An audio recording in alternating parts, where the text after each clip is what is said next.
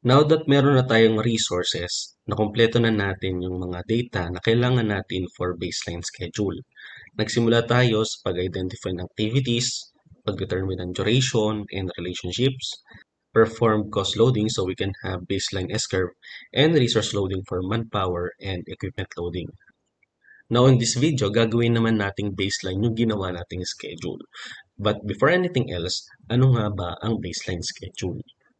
Ang baseline schedule ay kopya ng iyong current schedule taken at particular point in time. Ang baseline ay dapat fixed, hindi nagbabago, and ito usually yung ina-approve ng client prior to the start of the project. In addition, pagdating natin sa schedule updating, madami tayong binabago sa schedule like yung duration, relationships, actual start and finish, and yung manpower deployment. So it's better na i-keep natin itong original schedule or yung unedited schedule para maging basis ng targets natin. In Primavera, madali lang gumawa ng baseline schedule. Make sure lang na naka-open yung project mo. Then dito sa taas, click lang natin yung project. Dito may papapansin kang dalawang buttons pertaining to baseline. Yung assign baselines and maintain baselines. Itong dalawang options na ito yung ginagamit natin when we're dealing with baselines. Now, let's click first the maintain baseline. Lalabas itong window na ito and dito may option ka na gumawa ng baseline. Let's click add and lalabas itong window na ito with two options. Yung unang option is gagawa yung software ng kopya nung nakabukas na schedule.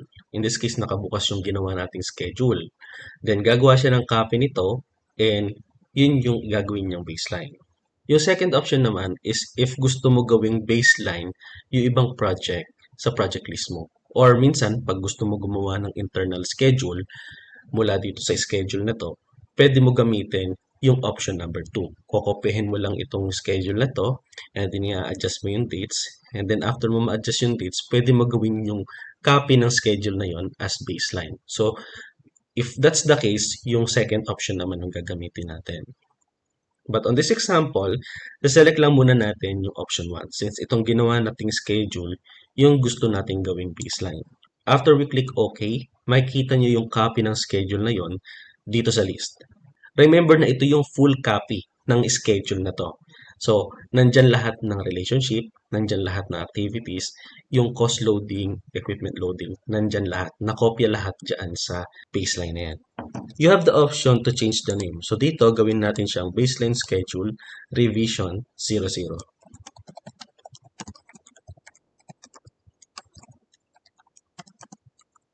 The revision 00 signifies na ito yung pinaka-original baseline natin. You'll come across on many changes during project implementation and most of the time, kailangan mo palitan yung baseline or i-update yung baseline. So better na i-label natin properly para alam natin kung ano yung pinaka-original and then ano yung revise. Dito naman sa ibaba, pwede nyo palitan yung baseline type. You can leave this blank, but on this example, let's select initial plan. After that, we can now close this window. Remember that maintaining baseline is only half of the task. Gumawa pa lang tayo ng copy nitong schedule na to. Pero hindi pa natin ito ina-assign as baseline dito sa schedule natin. Now, to assign it, pupunta ulit tayo sa project. Then this time, click naman natin yung assign baseline. Dito sa window na to, pwede ka mag-assign ng baselines. Meron ditong project baseline and user baselines. Sa user baselines, pwede ka mag-assign ng primary, secondary, and tertiary baseline. Pero ano nga ba yung pagkakaiba ng mga ito? Magbase tayo sa chart na ito. Yung current project, ito yung schedule na in-update natin. On our example, ito yung project na nakabukas ngayon. Dito tayo nag-edit ng duration, relationship, and so on. So, editable itong current project natin. Yung project baseline naman is the approved schedule by the client. So, ang ginagawa natin, kinokopya natin tong schedule na to and then yun yung ginagawa nating baseline. Remember, gumawa na tayo kanina ng copy ng schedule na ito. So, we just have to select it dito sa drop-down. Dito naman sa mga user baselines, ito yung mga unofficial baselines. Pwede ito gamitin ng mga planners and project managers internally to analyze the project or to create internal schedule. For instance, Pwede kayo gumawa ng internal schedule nyo para sa mga subcontractors.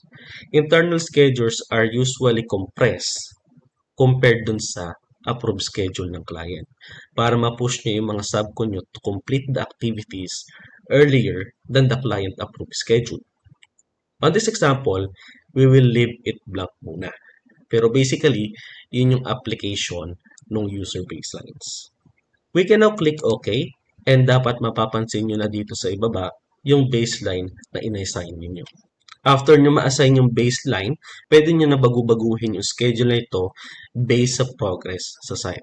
Now, bago muna natin siya bagu-baguhin, gusto ko muna ituro sa inyo kung paano nyo makikita yung start and finish ng baseline natin. So, ang gagawin lang natin, pupunta lang tayo sa columns. Then dito, hanapin natin yung BL Project Start.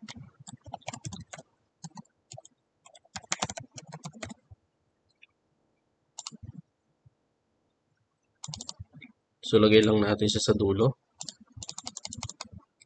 And then, click Apply. Now, hanapin naman natin yung finish.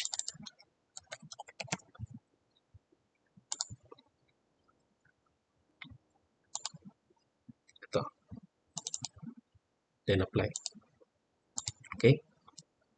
Then, kung mapapansin nyo, makikita nyo na dito yung BL Project Start and BL Project Finish.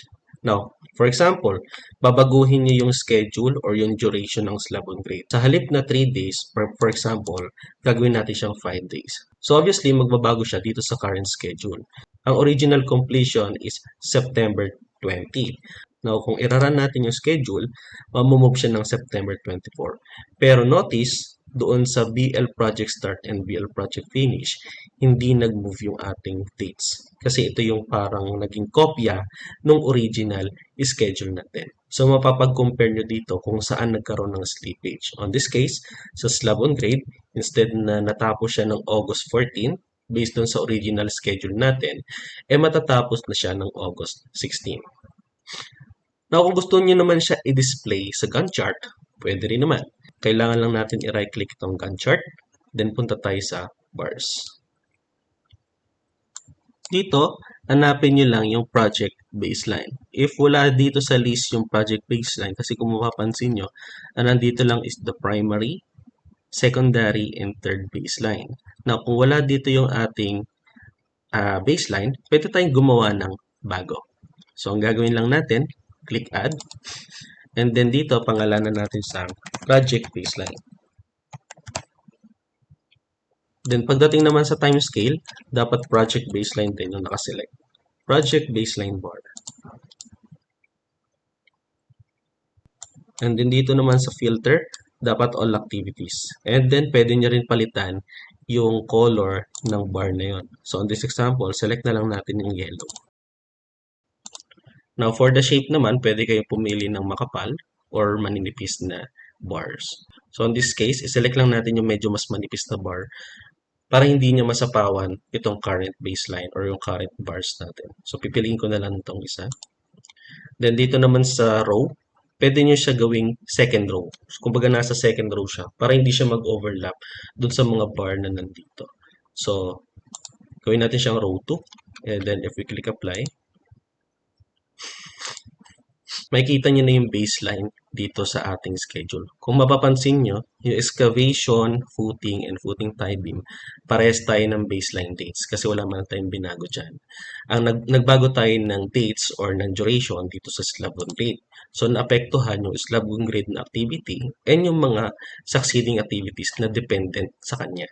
Kaya kung mapapansin nyo dito, yung slab on grade, ito yung original natin which is the yellow, and then humaba yung duration natin kasi kanina from 3 days, ginawa natin siyang 5 days.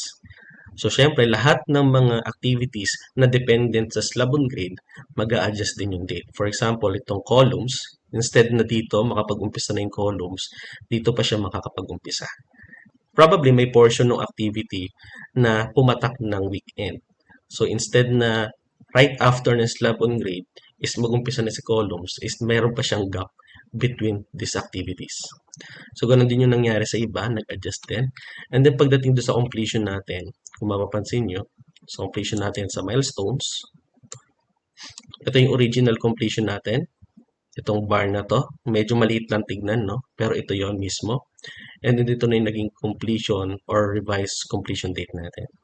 So, doon yung makita yung difference between baseline and the actual or projected schedule. So, parang as early as ina-update nyo siya, malalaman nyo na agad if delay yung project or hindi. Kahit hindi pa tapos lahat or hindi pa nag-uumpisa lahat. So, mapoproject nyo siya. And that concludes our free Primavera basic training. Hopefully, naging malaking tulong ito sa inyo to start your project planning journey using Primavera.